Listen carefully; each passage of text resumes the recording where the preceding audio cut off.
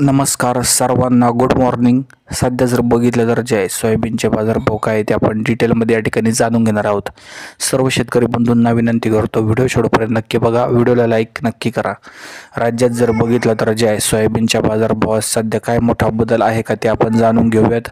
सध्या जर स्थिती बघितलं तर जे आहे छत्रपती संभाजीनगरमध्ये सरासरी 4,200 रुपये, अहिल्यानगरमध्ये 4,350 रुपये, यानंतर जालनामध्ये 4,200 रुपये, परभणीमध्ये 4,250 रुपये, यवतमाळमध्ये 4,100 रुपये, यानंतर धाराशिवमध्ये 4,250 रुपये, यानंतर बीडमध्ये कमीत कमी 3,900, जास्तीत जास्त 4,200 रुपये, यानंतर अहिल्यानगरमध्ये जर बघितलं तर कमीत कमी 3,900, जास्तीत जास्त 4,300, यानंतर पुण्यामध्ये कमीत कमी 4,200 रुपये बाजारभाव या ठिकाणी पाहायला मिळत आहे.